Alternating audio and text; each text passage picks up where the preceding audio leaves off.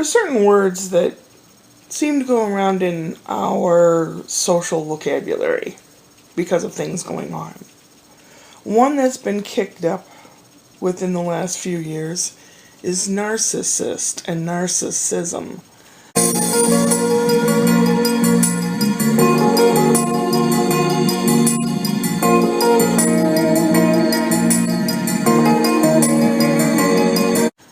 And people say, what is that? And other people go, well, yeah, I heard about that, but I don't think that's a... Nah. It's a thing. It's a thing.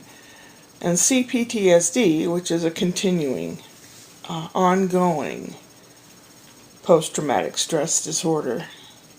And you don't just have it once or maybe once a year. It's an ongoing thing. It can happen anytime and several days in a row, several months in a row. It can happen to you while you're at the store. It sends you into a panic attack. It gives you nightmares.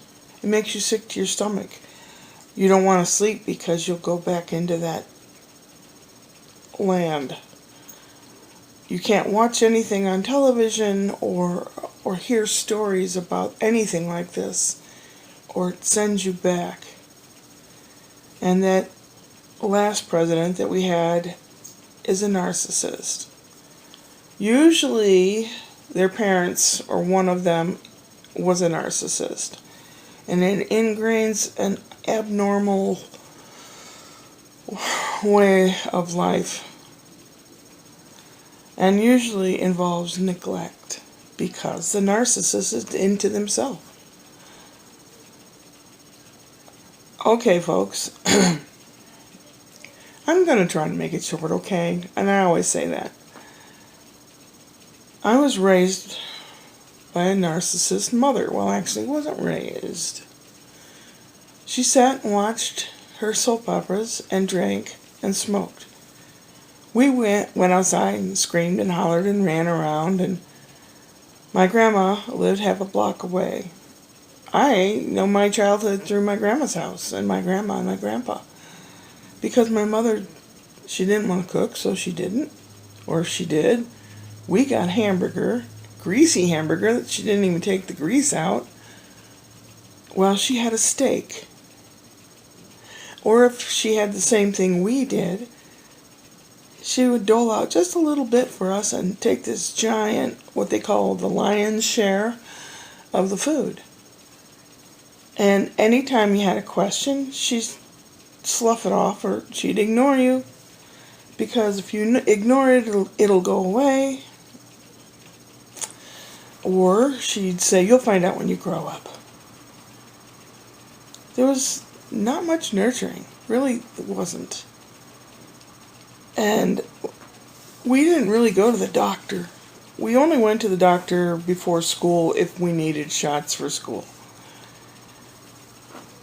Or if we got really, really, really sick. Which wasn't very... We got sick. You know, we had the flu and stuff. People didn't go running off to the doctor for it. But one time I fell off the swing, got my arm caught in the chain, and didn't get broken, but it got pretty messed up. And she, like, well, I have to take you into the doctor.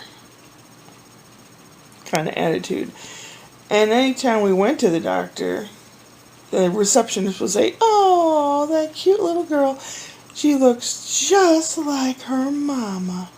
And my mother would just go into second heaven for that remark, you know, and I was like, I don't look like her. I don't want to look like her. I don't want to sound like her. Unfortunately, I do look more like her than my father. And unfortunately, I do sound like her. She was like a textbook case of it. She'd throw temper tantrums. She didn't like something, she hollered about it. Or she'd slam something, or she would threaten, or, you know, whatever. And the things that I hear about ex-President Trump are very much the same. And he's so much in the news right now. Whether or not he's going to run, and how many Republicans are still by his side, and the various court cases of whether or not he is a traitor or whatever. Whatever the thing is.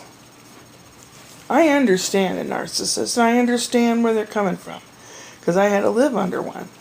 And people say, oh, he's not. Yeah, he is. His father was. I don't know about his mom. And he was pretty much neglected. Maybe not monetarily, but his dad would take him to work and dump him off on one of the site workers, and here, watch a kid. I mean, that makes you have this longing and emptiness. And I was a good girl. We went to church all the time, and I never did anything wrong. As a matter of fact, by the time I was age 13, I was a Bible thumper. I was the one going around telling people that they were sinning and they shouldn't do this and they shouldn't do that. A classic, like, tattletale type person. I thought I was helping. It further ostracized me. That, and I'm wired differently. I have ADHD, and I'm on the spectrum somewhere, but I haven't been tested for it. I want to be, but I haven't been. So I'm different. My mom didn't know how to deal with that. I didn't necessarily comply with everything as she was hoping I would comply with. So in her eyes, I was the enemy. I was evil. And when you don't follow through on a narcissist's plan of what you should do and how you should be, they don't like it. I couldn't wait until I was 21 so that I could get out from under her clutches. I used to babysit a lot. That's about the only thing she allowed me to do, and it was just down the street. I had the monopoly of the babysitting jobs in the neighborhood because I liked the kids. They're sweet, innocent. They liked to be. They're honest. Honesty is so much nicer than these fairy tales that my mom would make up. According to her, our ancestors came over, 5 of them. They were brothers and they were a prince. They were all princes. And they lived in this Castle Hornburg on the Neckarfluss, on the Neckar River, southwest of Stuttgart in South Germany. And they were so wealthy, and they this and they that. And it wasn't until later in life I said, well, why did they come here if they were so wealthy and had it so good? I don't get it. So she had this air that she carried around all the time. She always dressed as nice as she could and all this costume jewelry and stuff. And she walked around like she was something. And people, I don't know if they believed her or they just, coddled to her fantasies or what, I don't know. I mentioned this to my cousin later, like a few years ago, and she said, I never heard that. So my mom fabricated it all. She had wished that her life was grand, and it wasn't, apparently, and so you live in fairy tale land. And then anyone you happen to see who doesn't know you, you tell them all these grand things, and they expect, whatever they expect. And Charities would always be asking my mom for stuff, and she'd say, well, why are they in your way? I don't understand. It's like, duh. I actually did date a prince for 10 years. We were friends with benefits, really. That's both what we wanted out of the deal, but I fell for him. He had other girlfriends. But narcissistic raised children, and I think he was one as well, and that's how we dealt with each other. We knew each other's ins and outs. And would you like a little royalty in you? Yes, please.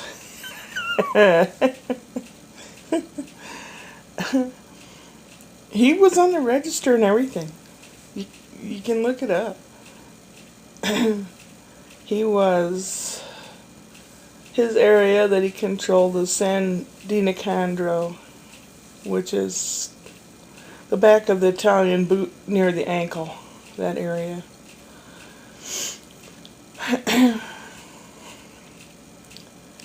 So, we had a lot in common with the way we were treated. Not necessarily whatever money we had. His mother controlled the money, so did mine. I was the oldest of three, so was he. One of the other two was not the brightest bulb in the box. Same for him. He didn't comply. He was like me.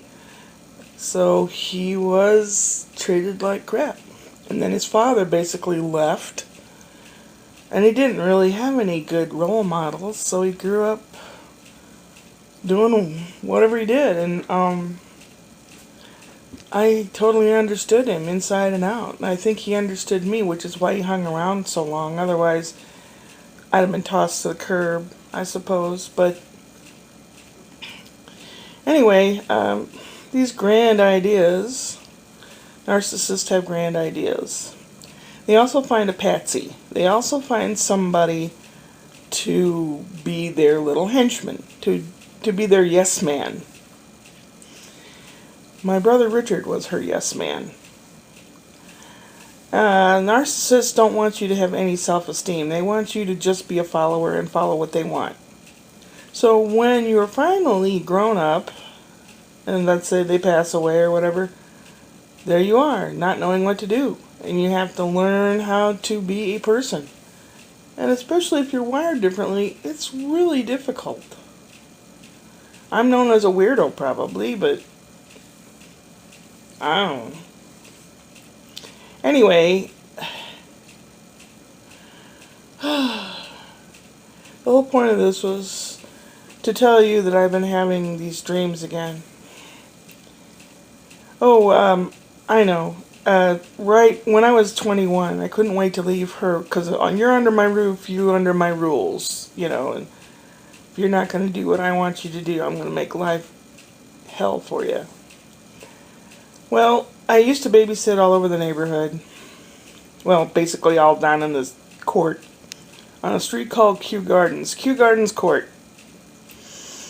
And there were, let's see, the Dixons, there were 4 families that I babysat constantly.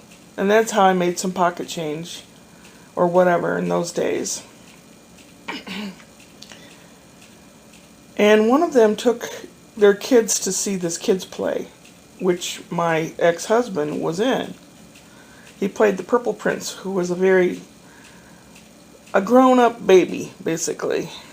And boy, they typecast him really well. He also falls under that subject. As long as life was going okay, you were okay. But if you didn't do every single thing or what he wanted, or if you couldn't read his mind, life was hell. As our marriage went on and we had 2 children, we hardly ever had sex. Hardly ever. He just didn't wanna. Not that I was ugly and gross like I am now. I was actually decent looking.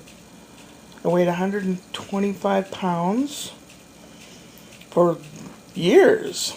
I wore a size 12, 14, 25-inch waist. He never let me sit down.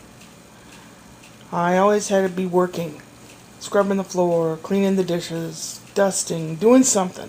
Always had to be cleaning or mowing the grass or digging this or doing that and working on the car. I did all that. Not because I was keen on learning how to do all of that. I was told to do that. And most people that are patsies do as they're told. My brother Richard lived with my mom. After he got married, the woman he married was a tyrant.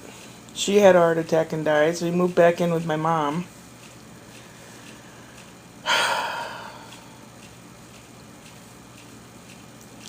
And it just unreal. My youngest brother, I think he learned. He kind of left. He did his own thing, he left. He lives in Georgia.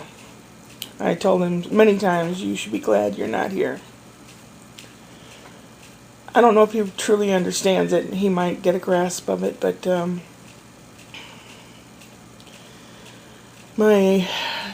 play, I wanted to know who this person was. So I told the kids, I'll have him autograph your program. So I found out what his name was. And a couple of years later, or a year later, when I was registering for something up at the junior college, and I was asking where something was in the office, and he comes. I'm like, And he latched on me because he could see someone he could use right away. And he wanted to move out of some little crummy place that he was in into something a little better. So I moved in with him. I did all the work. Whenever we went anywhere, camping, which was his idea, and float trip, which was his idea, I did all the work. I did all the rowing. I did all the food prep. If he sat in the back of the canoe and he wanted a sandwich, I had to turn around, dig in the cooler, and get him his sandwich. I did everything. And it wasn't until later we went to counseling. 2.5 years we went to counseling, and the kids did too. By the time the divorce came around, there were full stacks of folders that were 2 feet high on him and his nasty behavior, etc., etc. And even when I was working, he didn't like to work. He worked for a brief period of time, and that was it. He kept trying to doctor excuses so why he couldn't work. He just wanted to do nothing. So I was at work one day and got a phone call from Sears. It's like Asda in England. We want to know when you're going to pay on this bill. You owe us $800. And I said, what? Your credit card is being stopped because your Sears card. And I said, what $800? Oh, don't play dumb with us. So I said, what did I buy? Well, we can't tell you that. And I said, well, if you expect money out of me, you're going to tell me. Can you tell me at least what departments that I purchase things out of? And the lady kind of figured out that I wasn't responsible. She goes, yeah, I can do that. They were menswear and tools. And I said, that was my ex-husband. They sent me an affidavit. I had to sign it and all. They prosecuted him. They caught him and put him in jail for a month. And then he lived with his parents for a while, and he ran up $70,000 on their credit card. And he took out a credit card in his sister's name. And people kept asking me, well, how does he know your social security number? We were married. All the paperwork was locked in his safe. So, and we had applied for aid or help. So he knew. He knew the number. I wanted to have a separate bank account because I don't know. I thought someday maybe I can leave. He found it out. He used to get to the mail before me sometimes, and he found out it had to be handed over to him. So anyway, lately I've been feeling pretty crummy.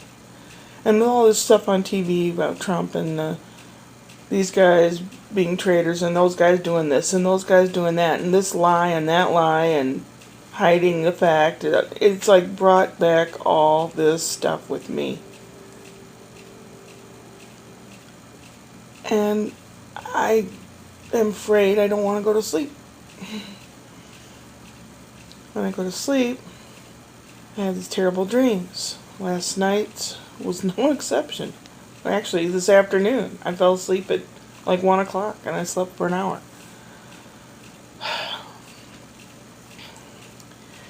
My ex ex was in there. My mom was in there. And usually these things take place at my grandma's house. I think the reason they take place at a certain place is where you either felt safe or where you remember being a lot. My grandma's house was my sanctuary.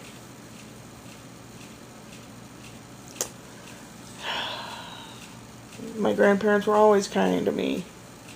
If they had to reprimand me, they would do so in a nice way. They cared. And you could tell that they cared. You couldn't tell my mom cared at all. Whether she did or not, I don't know. And when my mom died, everyone was, oh, I'm so sorry, I'm so sorry. I was like, I'm glad. The millstone is broken off of my neck. Now I'm afraid that my ex might find me or ring up charges and put my name and number under it. And I don't know if that's possible. I hope not. People say, well, how do you know he's still alive? Like, well, I haven't heard from legal people yet for wanting stuff. Oh, he can't do that. I wouldn't be at all surprised. I wouldn't. I'd be angry, of course, but... So the dreams of being verbally abused and saying things under their breath to you while looking like a champ to everyone else. Not a champ, he's a chump. So in my dream, I smacked him in the arm. Not hard, just kind of like that. And then in my brain, I thought, you need to write your will up. You need to prepare to die because you are going to die. He had a lot of guns. He slept with one under the pillow. So if that isn't cause for PTSD or CPTSD, I don't know what is. I struggle with that every day, and nobody seems to understand. It's like, well, smile. Get over your depression. Just don't dream of it. Don't let yourself this and don't let yourself... It's a lot more difficult than that. But that's what I'm going through, and if I'm not on task all the time, I find life... It's like I don't really have to do much of anything. And I wanted to get everything in order so that it wouldn't stand in the way of me being able to cure myself or heal or whatever. But there's always something there. So if someone tells you they grew up under a narcissist, or if they act the way that I described narcissism to be, just be careful and hold your own ground. Not in a bad way, but don't get sucked into their plans.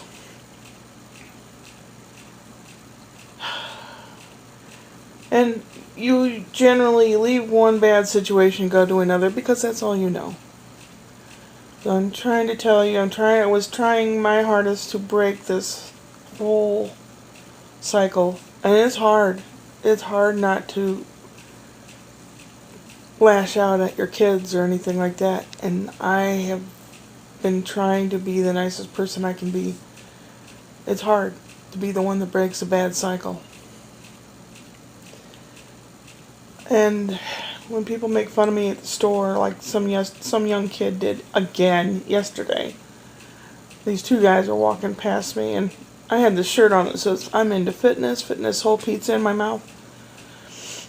And one goes, or, ugh, commenting on how ugly I was. This is the second time. It might have been the same kid that did it last time at the same store. If it happens again, I'm going to confront him. I'm just going to stop and embarrass him in front of everybody. Because sometimes you gotta inform people that they're assholes. Yeah, let's go. Got things to do. Upward and onward.